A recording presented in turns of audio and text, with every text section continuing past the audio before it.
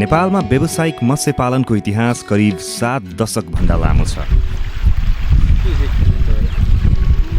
जलस्रोतको लागि प्रचुर सम्भावना भएको हाम्रो देशमा विगत लामो समयदेखि मत्स्य पालन कार्य गरिँदै आएको एउटा सफल कृषि कार्य हो। भौगोलिक विविधता र हावापानीको विशिष्टता अनुसार विगत केही दशक यता मत्स्य पालन नेपालको एक मुख्य कृषि कार्यको रूपमा विकसित हुँदै आएको छ। अझै पनि हाम्रो देशमा केही मात्रामा माछाको आयात भइरहेको छ। देशको भौगोलिक अवस्था अनुसार मत्स्य पालनका लागि उपयुक्त र सम्भाव्य स्थानहरूको पहिचान गरी चिसो र न्यानो पानीमा फस्टाउन सक्ने माछा पालनको व्यावसायिक रूपमा विकास र विस्तार गर्न जरुरी देखिएको छ। मत्स्य पालन व्यवसायलाई खाद्य पोषण सुरक्षाको दृष्टिले मात्र नभई पर्यटन, रोजगारी, आयात प्रतिस्थापन र विदेशी मुद्रा आर्जनका हिसाबले पनि एउटा आधारशिलाको रूपमा लिन सकिन्छ। यसै कुरालाई दृष्टिगत गरी सरकारले 2032-33 सालमा गेटामा मत्स्य विकास केन्द्र स्थापना गरेर कार्प माछाको 7 जातका भुरा उत्पादन सुरु गरियो। झण्डै 13 हेक्टर क्षेत्रफलमा रहेको यो केन्द्र नयाँ सांगठनिक संरचना बमोजिम आर्थिक वर्ष 2075-76 देखि सुदूरपश्चिम प्रदेश सरकार अन्तर्गत सञ्चालित छ। प्रारम्भिक कालमा UNDP, FAO, जाइका, ADB को प्राविधिक अनुदान तथा दोस्रो मत्स्य विकास आयोजनाबाट मत्स्य पालन क्षेत्रको तथा मत्स्य विकास केन्द्र गेटाले विकासमा ठूलो योगदान दिएका छन्।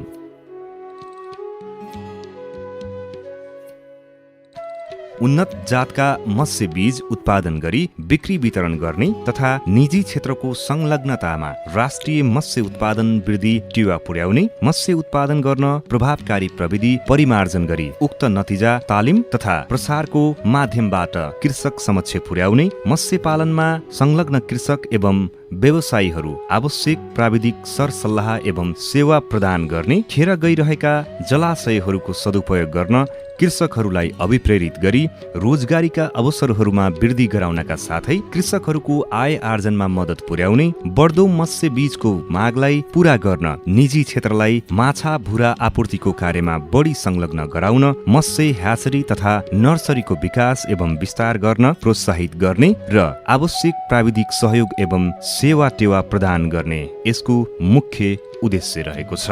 खास गरी यो चाहिँ मत्स्य विकासको लागि एउटा स्रोत केन्द्रको रूपमा काम गर्छ र किसानलाई चाहिने मत्स्य बीजको आपूर्ति, बिक्री वितरण तथा आपूर्ति गर्ने हाम्रो मुख्य काम हो भने अरू प्राविधिक सेवा टेवा कृषकलाई तालिम दिने चाहिँ हाम्रो कामहरू पर्दछन्। यस वर्षको ह्याचलिङको लक्ष्य 3 करोड, फ्राई 30 लाख र फिङ्गरलिङ 30 लाख थियो, जसमध्ये अब यो असार मसान्तसम्म लगभग 100% लक्ष्य उपलब्ध करिब हुने लागेको छ र यसबाट हामीले लगभग 50 लाख जति राजस्व सङ्कलन गरेका छौँ। अब 77-78 को चाहिँ मुख्य वार्षिक कार्यक्रमहरूमध्ये फार्ममा चाहिँ सोलर बत्ती जडान गर्ने, सेन्सर लाइट जडान गर्ने, ग्राभल गर्ने, त्यसपछि नयाँ ह्याचरी, नाला व्यवस्थापन गर्ने मुख्य कार्यक्रमहरू रहेका थिए। त्यस अन्तर्गत अन्य चाहिँ शौचालय निर्माण, गोलघर निर्माण, प्रदेशमा चाहिँ रहेका ताल तलैयाहरूको SOP, कार्प माछाहरूको चाहिँ POP तयार गर्ने, डिजिटल सूचना पार्टीको जडान गर्ने कामहरू, आर्टिजन जडान गर्ने, यी मुख्य कार्यक्रमहरू थिए।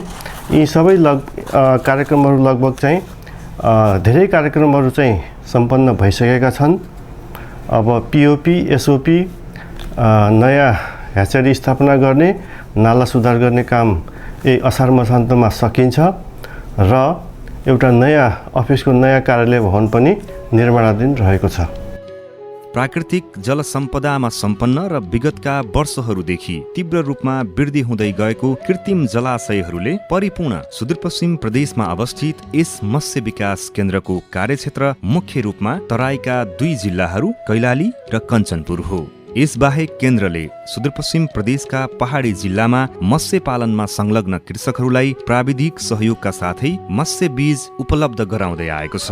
यस केन्द्रबाट उत्पादन भएको मत्स्य बीजहरू सुदूरपश्चिम प्रदेश बाहेक बाँकी र बर्दिया जिल्लामा समेत बिक्री वितरण भइरहेको छ।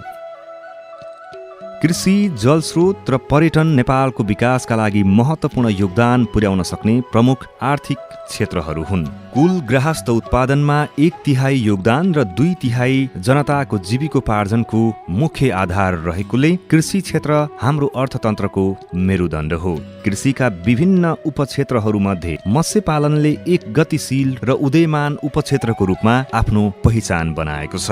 सानो संरचना एवं कम जनशक्ति भए पनि मत्स्य विशेषज्ञ, वैज्ञानिक, प्राविधिक र कृषक व्यवसायीहरूको अथक प्रयासबाट हाल वार्षिक रूपमा देशभित्र 92,000 मेट्रिक टन माछा उत्पादन भइरहेको छ। मत्स्य क्षेत्रले कुल गृहस्थ उत्पादनमा 1.34% योगदान पुर्याउन सफल भएको छ। विगत 10 वर्षमा मत्स्य उपक्षेत्रको वृद्धि दर दोहोरो अङ्कमा रहेकाले कृषिका विभिन्न पेशामध्ये मत्स्य पालन व्यवसाय एक आकर्षक पेशाको रूपमा स्थापित भएको छ। गरिबी न्यूनीकरण र पोषण सुधारमा महत्त्वपूर्ण भूमिका निर्वाह गर्न सक्ने देखेर सरकारले मत्स्य विकासका लागि कार्यक्रम तथा बजेटमा क्रमशः वृद्धि गरिरहेको अवस्था छ। लाई पनि प्रदेश सरकार, स्थानीय सरकार, सङ्घीय सरकारको संयुक्त रूपमा माछालाई चाहिँ हामीले कम्तीमा जो बाहिरबाट आइराखेको माछा छ त्यसलाई रोक्नको लागि र व्यवसायतर्फ जानको लागि र आत्मनिर्भर हुनको लागि हामीले प्राकृतिक ताललाई बढावा दिनुपर्छ भन्ने चाहिँ अहिले हाम्रो प्रदेश सरकारको एउटा यसलाई हामी प्राथमिकताको रूपमा नै लिएका छौँ। र अर्को जस्तै मानव धानभित्र पनि माछा बनाउन सक्ने होइन, त्यो पाल्न सक्ने गरी जो पहाडी बेल्टमा ऱ्याम्बो ट्राउट होइन, त्यसपछि गएर यहाँ हामीले अहिले नवीन प्रवृत्ति जुन हामीले बायोफलक मार्फत जो भइराखेको छ यसलाई नीतिमा नै हामीले लिएका छौँ र त्यो अनुसार बजेटलाई जस्तै मानव हामीले प्राकृतिक ताललाई कसरी संरक्षण गर्ने र त्यसपछि हामी नयाँ पोखरी खनाउनको लागि पनि हामी प्रत्येक वर्षको पनि बजेट विनियोजन छ। त्यसपछि हाम्रो बाली जस्तै मानव हाम्रो भेगमा गरिने ऱ्याम्बो ट्राउट त्यसको लागि पनि बजेट हामी विनियोजन गरेका छौँ। त्यसपछि बायोफलकको लागि पनि गरेका छौँ। हामी त्यसरी चाहिँ कम्तीमा 12 महिना माछा कसरी निकाल्न सकिन्छ त होइन। अब जुन जुन ठाउँमा के उपयुक्त छ माछाको लागि त्यो अनुसार जस्तै मानव हामीले व्यवस्थापन गर्नुपर्छ भनेर नीतिमा पनि लिएका छौँ, बजेटको पनि व्यवस्था छ। सुदूरपश्चिम जलस्रोतको दृष्टिकोणले धनी प्रदेशको रूपमा पनि परिचित छ। यहाँ अनेक प्रकारका जल सम्पदाहरू रहेका छन्। यहाँ झरना, खोला, नदी, तालतलैया, घोल, सिमसार, रिजर्भोयर, रामसार र अनेक साना ठुला पानीका मुहानहरू अवस्थित छन्। विभिन्न प्रकारका कृत्रिम र प्राकृतिक जलाशयहरूमा अनेक जाति प्रजातिका माछाहरू र विभिन्न प्रकारका जलीय जीवहरू समेत पाइन्छन्। प्रदेश सरकारले प्राकृतिक तालहरूको उचित व्यवस्थापन गरेर कम लागतमै उच्च प्रतिफल लिने गरी मत्स्य विकासलाई प्रोत्साहन गर्ने नीति लिएको छ। तर प्राकृतिक तालहरूको क्षेत्र ठूलो रामासार संरक्षण र धार्मिक क्षेत्रमा पर्ने भएकाले यसबाट किसानहरूले व्यावसायिक लाभ लिन सकेका छैनन्। अब सुदूरपश्चिम प्रदेश चाहिँ माछा पालनमा अत्यन्त धेरै सम्भावना भएको प्रदेश भएको हुनाले खास गरिकन यो प्रदेशको कैलाली र कञ्चनपुर जिल्लामा अत्याधिक धेरै, कैलालीमा अझ सबैभन्दा बढी प्राकृतिक ताल तलैयाहरू छन्। त्यसमा पनि हामीले सघन माछा पालन गर्ने हो भने माछाको उत्पादन र उत्पादकत्व एकदमै बढेर जान्छ। खास गरिकन प्राकृतिक ताल तलैयामा पानीको स्रोतको सुनिश्चितता गर्ने र पानीको गुणस्तरलाई अभिवृद्धि गर्ने गरी पानीको व्यवस्थापन गर्ने र केही दाना र केही चाहिँ उन्नत जात नस्लका माछाका भुराको चाहिने व्यवस्थापन गर्ने हो भने प्राकृतिक ताल तलैयाहरूको उत्पादन र उत्पादकत्वको वृद्धि हुन सक्दछ। अर्को चाहिँ यो प्रदेशमा अत्याधिक धेरै पोखरी खनेर माछा पालन गर्ने चलन छ। अहिले व्यवसायीहरू माछा एकदमै प्रोमिजिङ, एकदमै चाहिने सम्भावना भएको कमोडिटीको हिसाबले अगाडि बढेको छ र कृषकहरू चाहिँ अझ सघन माछा पालन जसलाई हामी बायोफ्लक भन्छौँ, बायोफ्लक प्रविधिमा पनि गइराख्नु भएको छ। अब यो मन्त्रालयले कृषकहरूलाई के भन्न चाहन्छ भने हामीसँग प्राकृतिक ताल तलैयाहरू धेरै छन्, खोला नालाहरू, प्राकृतिक खोला नाला, चिसो पानी पनि हामीसँग धेरै छ। त्यसकारण हामीले माछा पालनमा खास गरिकन प्राकृतिक ताल तलैयाको उत्पादकत्व बढाउने हो र खेतीयोग्य जमिनलाई चाहिने धान खेतहरूलाई नोक्सान गरेर पोखरी खन्ने भन्दा पनि हामीले प्राकृतिक ताल तलैयाकै क्षमतालाई चाहिँ अभिवृद्धि गर्ने कार्यक्रमहरू ल्याउनुपर्छ जस्तो लाग्छ। यसका लागि हाम्रो यो प्रदेशको मत्स्यको बिजु, जसलाई हामी भुरा, ह्यासलिङ, फिङ्गरलिङ भन्छौँ, बिजु उत्पादनको लागि मत्स्य विकास केन्द्र प्रमुख हाम्रो स्रोत केन्द्र हो, सरकारी स्रोत केन्द्र हो। यसले सुदूरपश्चिम प्रदेश लगायत लुम्बी र कर्णाली प्रदेशमा पनि तीनटै प्रदेशमा चाहिने माछाको भुराहरू वितरण कार्यमा चाहिने सघाएको हुन्छ। सुदूरपश्चिममा व्यावसायिक मत्स्य पालन ढिलै सुरु गरिएको भए पनि पछिल्लो समयमा यसको विस्तार लोभलाग्दो छ। माछा प्राणी प्रोटिनको एक उत्कृष्ट र स्वास्थ्यकर स्रोत भएकाले उपभोक्तामाझ लोकप्रिय हुँदै गएको छ।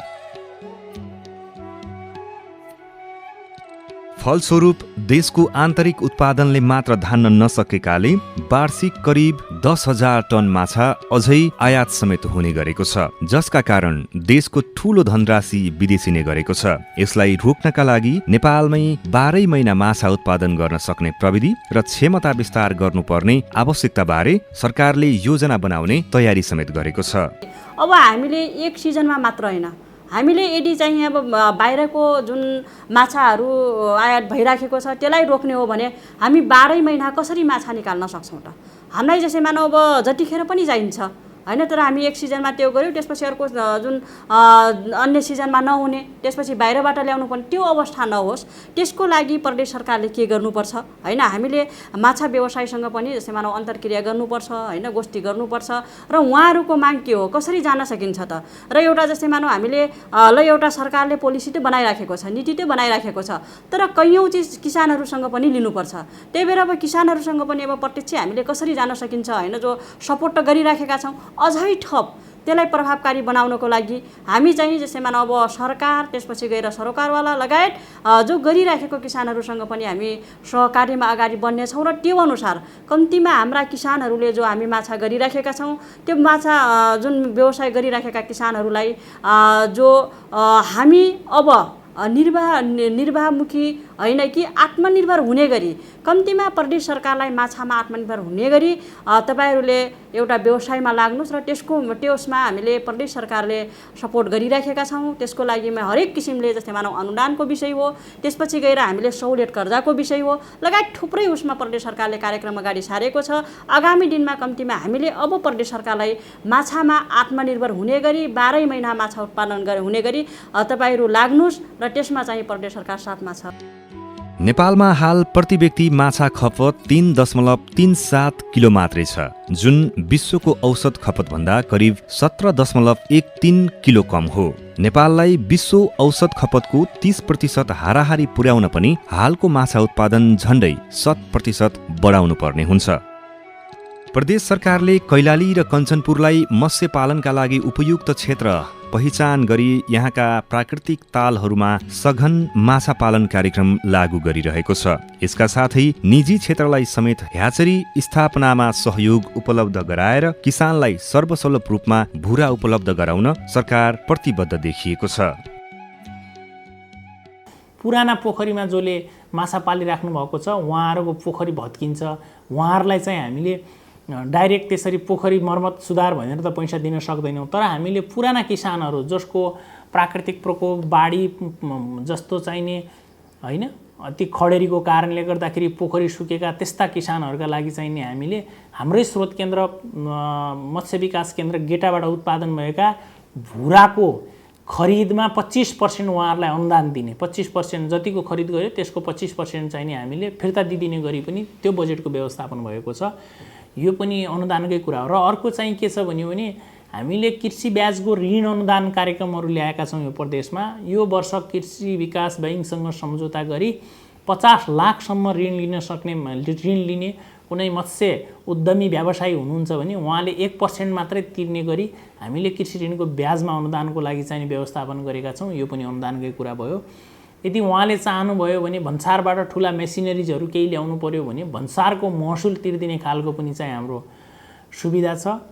र झन्नै वार्षिक 50,000 मात्रै बिजुलीको खर्च हुने त्यस्तो खालको व्यवसाय उद्यमहरूका लागि चाहिँ नि हामीले बिजुलीको महसुलमा पनि अनुदान दिने गरी व्यवस्थापन गरेको छ। यो सबै कार्यान्वयन कहाँ हुन्छ भन्दा सम्बन्धित जिल्लाको भेटनरी अस्पताल तथा पशु सेवा विज्ञ केन्द्रबाट कार्यान्वयन भएको हुने हुँदा किसानहरूले बेलैमा गएर आफ्नो चाहिने फारामहरू बुझाउने हैन, कुरा गर्ने, बुझ्ने र सो अनुसारले प्रक्रिया अगाडि बढ्यो भने उहाँहरू चाहिँ ठगिने हुँदैन। सोझा साझा निमुखा बोल्न नसक्ने पनि यसमा मजासँग चाहिने समावेश हुन पाउनुहुन्छ। प्राकृतिक स्रोत व्यवस्थापन र संरक्षणतर्फ प्रभावकारी रूपमा स्थानीय तहहरूले अझै ध्यान पुर्याउन सकेका छैनन्। प्रमुख नदी प्रणालीहरू, घोल, ताल र रिजर्भोयरमा मत्स्य विकासका लागि शाखा कार्यालयहरूको स्थापना गर्न सके किसानलाई अझै लाभ मिल्नेछ। यसो गर्न सके माछा मारी जीविकोपार्जन गर्दै आएका मानिसहरूलाई टेवा पुग्नेछ। जलीय जीवहरूको उत्पादनका साथै तिनको संरक्षण गरी भावी पुस्ताले समेत प्राकृतिक स्रोतको उपयोग गर्न पाउने अधिकार सुनिश्चित गर्न सबैको दायित्व पनि हो। सरकारले अनुदान वितरण तथा प्रविधिमा सहयोग गर्न थालेपछि सुदूरपश्चिम प्रदेशका किसानहरूमा व्यावसायिक माछा पालनतर्फ आकर्षण बढ्दै गएको छ। सरकारी अनुदान र प्राविधिक सहयोगका कारण किसानहरूमा व्यावसायिक माछा पालनतर्फ आकर्षण बढेको हो। अब यो उत्पादनको हिसाबले मलाई लाग्छ यो माछा जतिको उत्पादन कृषिमा कुनै पनि फसलमा छैन। नेपाल सरकारले सिफारिस गरेको कार बजारकै कुरा गर्ने हो भने प्रति कट्ठा चाहिने 350 देखि 400सम्म भनेको छ भने 300 नै यदि उत्पादन भयो भने प्रति कट्ठा 300 केजी पनि उत्पादन भयो भने त्यो पैसा बराबरको कुनै पनि धान, गहुँ, मकै अन्य कसैले पनि दिन सक्दैन। यो आफूलाई चाहिएको बेलामा उत्पादन म बच्चा ब्रिडिङ गर्छु भन्ने हुँदैन। यसको यो फागुन चैतदेखि सुरु भएर भदौ महिनासम्म चाहिँ यसको ब्रिडिङ टाइम हुन्छ। प्रत्येक जातको फरक फरक सुरुवातमा चाहिँ कमनको, त्यसपछि अन्य नै हुँदै हुँदै अन्तिम चाहिँ भदौसम्ममा रहुनैनीको ब्रिडिङ टाइम हो। त्यसपछि त्यो बच्चा ल्याएर हामीले नर्सरीमा राख्ने, नर्सरीमा फिङ्गर साइज अनि त्योमा ठुलो बनाएर चाहिने, त्यसपछि अर्को ठुलो पन्डमा सिफ्ट गर्ने हो। सिफ्ट गरेको 6-7 महिनामा बिक्री योग्य हुन्छ। त्यो लगभग 1 वर्षै भनौँ, 1 वर्षमा उत्पादन राम्रो लिन सकिन्छ। सुदूरपश्चिम प्रदेशका कैलाली र कञ्चनपुरमा प्राकृतिक र मानव निर्मित तालमा माछा पालन गरिएको देखिन्छ भने बाँकी 7 जिल्लामा नदी तथा खोला र केही मात्रामा मानव निर्मित तालमा माछा पालन गरिएको भेटिन्छ। कैलाली र कञ्चनपुर जिल्लामा ग्रास, रहु, नैनी, सिल्भर, बिगहेड, कमन र भाकुर जातका माछा बढी पालन गरिन्छ। मत्स्य विकास केन्द्र गेटाका अनुसार कैलाली र कञ्चनपुर जिल्लामा 1000 भन्दा बढी किसानले करिब 450 हेक्टर जग्गामा पोखरी निर्माण गरी माछा पालन गरिरहेका छन् भने कैलाली र कञ्चनपुर जिल्लामा 1200 हेक्टर क्षेत्रफल घोल तालले ओगटेको छ। यस्तै करिब 800 हेक्टर घोल तालको क्षेत्रफलमा माछा पालन गरिएको छ। प्राकृतिक तालमा प्रति हेक्टर 2.5 मेट्रिक टन माछा उत्पादन हुन्छ भने कृत्रिम तालमा प्रति हेक्टर 5.5 मेट्रिक टन माछा उत्पादन भइरहेको छ। कार्प जातको माछा चाहिने गत साल मैले 40,000 ह्याच हालेको थिएँ भैरवबाट हाइब्रिडको ल्याएर। झन्डै मलाई यो पोखरीमा मात्र, यो पोखरीमा 1 वर्ष भयो, 1 वर्षको माछा चाहिँ तपाईँको झन्डै 5-10 लाख भुरा होला भन्ने मलाई लागेको छ यसमा। हजुर, अब यो माछा बिक्री गर्नुपर्छ मैले। अब यो पोखरीमा यी माछा हुर्काउनको लागि मसँग पर्याप्त पोखरी छैन, जमिन छैन। त्यसैले मैले यो सल्टाउन सक्यो भने यसले पनि ठिकै गर्छ मलाई। माछा पालनमा कम कामदार, थोरै लगानीबाट धेरै आम्दानी र माछामा प्राय रोग नलाग्ने भएकाले पनि माछा पालनमा किसानहरूको आकर्षण बढेको मत्स्य विकास केन्द्रको अनुमान छ। र सबभन्दा मुख्य कुरो बजारमा उपभोक्ता बीच माछाको माग बढिरहेको छ। कैलाली जिल्लामा 194 र कञ्चनपुर जिल्लामा 48 वटा प्राकृतिक तालहरू रहेका छन्। यहाँका किसानले प्राकृतिक तालमा समूह बनाएर माछा पालन गर्ने गरेका छन्। किसानले माछा पालन व्यवसाय गरेर राम्रो आम्दानी गरिरहेका र उनीहरूले उत्पादन गरेको माछा कैलाली र कञ्चनपुरका बजारमा खपत भइरहेको छ। तर भारतबाट आउने माछासँग प्रतिस्पर्धा गर्न नसक्दा भने किसानको मन खिन्न हुने गरेको छ। इन्डियाबाट दाना ल्याउनु पर्ने, दाना इन्डियामा तपाईँको 40-50 रुपियाँ किलोमा पाउँछ। यहाँ हामीले 130 रुपियाँ हाल्नुपर्छ। 130 झन्डै आधा मोल ज्यादा हालेर हामीले दाना किन्नुपर्छ। समयमा दाना पनि पाउँदैनौँ, मोल पनि डबल पर्ने भयो। भुरा पनि समयमा पाउँदैनौँ, मोल पनि डबल पर्ने भयो। अब कुरा के छ भने बजारमा आउँदाखेरि इन्डियाबाट फर्मालिन हालेको माछा कति 6-7 महिना 1 वर्ष अगाडिको फर्मालिन हालेको माछा आउँछ, इन्डियाबाट आउँछ। अब हाम्रो माछाको मूल्य पाउँदैनौँ हामी। के मरेको माछा उपभोक्ताले मरेको हो कि जिउँदो हो भने थाहा पाउँदैन। जिउँदो माछा देखाउँछन् मार्केटमा, मरेको माछा बिक्री गर्छन्।